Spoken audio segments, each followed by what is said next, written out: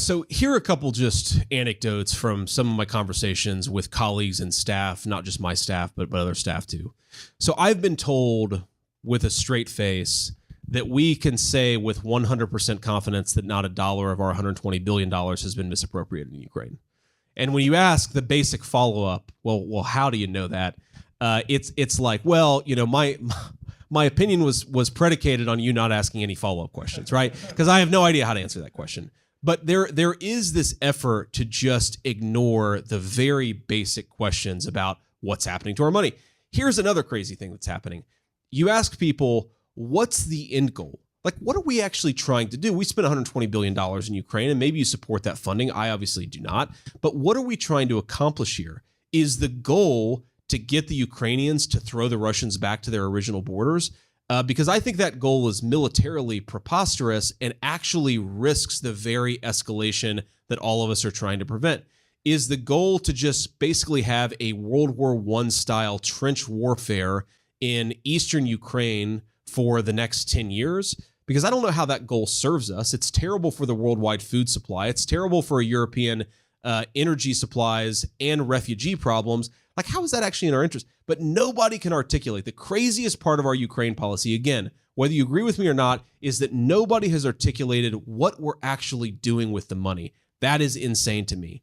And I mentioned earlier not having, a whole lot of opportunity to just sit down and think about things. The one exception to that in the last couple of weeks is I've tried to make myself an expert as much as I can on what are the weapons we should be giving the Taiwanese to make it less likely that China will invade, and what are the weapons that we have given to the Ukrainians over the last 2 years, and how do those things overlap? Because given our limited defense industrial base, we can't manufacture that many weapons because we idiotically decided to allow everybody else to manufacture stuff for us. Because of that, how much damage are we doing to our munitions supply by continuing to do what we're doing in Ukraine? The answer, it turns out, is a lot. Like, there is a direct cannibalization between what we need to send to the Taiwanese and what we're sending to the Ukrainians. And when people talk about the dollars here, it's like, it's the McKinsey consultant way of doing economics that ignores the fact that beneath the dollars is a real economy. So you can say, and it sounds somewhat reasonable, that we're the richest country in the history of the world, and we can send $20 billion to Ukraine over the next 2 months, and we can send $15 billion to the Taiwanese. But the Chinese are not going to be pushed back from Taiwan with dollar bills, right? They're going to be pushed back with bullets and with artillery shells and with Stinger, Patriots, and other missile systems. How many of those can we manufacture in the next 2 years? And can we manufacture enough to support both the Ukrainians and the Taiwanese? The answer is, of course not. It's not even close. There's a good argument we can't even manufacture enough just to support the Taiwanese. So when people tell you there's no tension between our Ukrainian policy and our Taiwanese/China policy, they're full of shit. Why are we not able to make those kinds of weapons in the United States anymore? Yeah, like during World War II, we were supplying ourselves, the Soviet Union, the UK. The arsenal of democracy. Yeah, like what happened? Why aren't we able to do that anymore?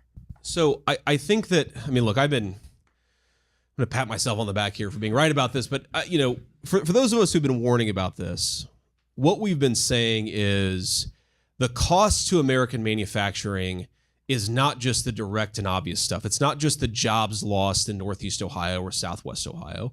It's not just the opioid problem that moved in when the jobs moved away. It's that we've done incredibly damaging dynamic things to our economy. That when you lose the supply chain of a given product, it's not as easy as saying, well, we're going to reshore that product. You can't just reshore the product. Okay, if you're going to make a missile, there are hundreds of components, some of them very, very technical, some of them less so, but you have to have the components and the access to them to consistently manufacture these things at scale. If you want to say go from manufacturing 4 Patriot systems to 20 Patriot systems, that requires a logistical investment and change in the entire manufacturing output of your economy on multiple different sectors, over multiple different geographies, over multiple different components. And right now, what we found is that we didn't just lose the end capability, we've lost a lot of the stuff necessary to get us to a point where we would need to manufacture these weapon systems. So basically what happened is that we decided then, and this is the era of globalization, and I don't want to repeat this too much because I think most of us know the story. We decided that America could be the leader in services, finance, accounting, lawyers, and technology, and other countries could be really good at manufacturing things for us. And the trade-off is that we lost a lot of that supply chain that's necessary. Even if you design a really cool missile in the United States of America, it's really hard to actually design it with components that we control in our own industrial supply chain. And that requires a lot of rejiggering. It requires a lot of reinvestment. It requires a massive change in incentives. And it also requires a real investment in doing it, which we really haven't done. I mean, if you go back to the Trump administration, Trump made this point very explicitly that unless we reshore our manufacturing, it's going to be bad for American workers, bad for our troops, and so forth. But he did not have nearly the backbench support in Congress to make the kinds of investments that would be necessary for that. Joe Biden, actually, one of the few things I'll give Joe Biden credit on is that he's at least signaled rhetorically to the need to reshore, but then he pursues an energy policy that forces things further and further offshore. So it's a complete disaster, but at least he says the right things every now and then, right? It would require a massive investment. It would require us to completely cast aside the green energy fanatics, to invest in our own energy supplies, first of all, and then to really commit ourselves to bringing parts of the industrial supply chain back. Until we do that, we're going to continue to fall behind.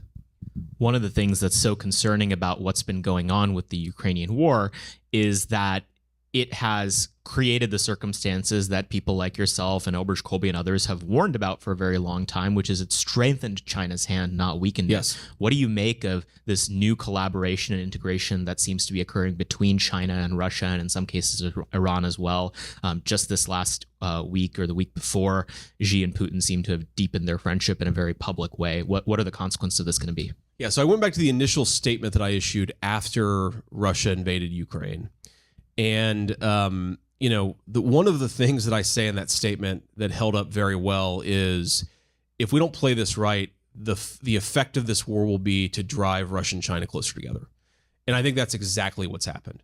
And there's this weird perspective in American foreign policy, especially neoconservative foreign policy, that what will prevent Russia and China from getting closer together is for America to talk tough, right? You hear this all the time. If we don't fight Vladimir Putin, we don't push Putin back in Ukraine, then the Chinese are going to believe that we're weak, that we don't keep our word, and then they're going to go after Taiwan. That is not true. The thing that's going to prevent the Chinese from going into Taiwan is if the Taiwanese have enough bullets to fight the Chinese, and right now they don't. And there's no conceivable pathway for them to get there over the next couple of years. The Chinese do not care about 8th grade chest thumping. They care about hard power, and right now we don't have enough of it. That's why you see Russia, China, and Iran uniting together, is because they see that America is weak. Again, not that we're not chest thumping enough, not that we don't have enough neoconservatives threatening a nuclear war in Eastern Europe. The problem is we don't have enough hard power, and that is inviting weakness. That weakness is inviting a lot of new alliances all over the world. And it's not just these guys.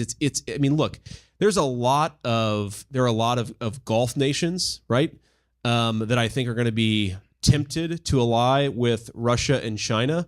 The Iran thing may complicate that, but the Chinese are able to exercise a lot of economic leverage. There are a lot of African nations that are looking at the Chinese as much better long-term economic partners without maybe the same cultural imperialism that you get from the U.S. State Department. That's causing us problems. We're being very, very stupid and pushing a lot of the worst people in the world together, and that's increasing their power. Final point on that, the craziest thing that's happened maybe from the Russia-Ukraine war, and it doesn't get nearly enough attention. It's one of these things that I think we'll look back on in 15 years. And when people, like me and Dan Caldwell and others are considered right about this conflict, this is one of the points that they will say, oh, yeah, that was obvious. That should have been a bigger problem. Remember when we imposed sanctions on the Russian economy that people described as a financial nuclear bomb, and nothing happened?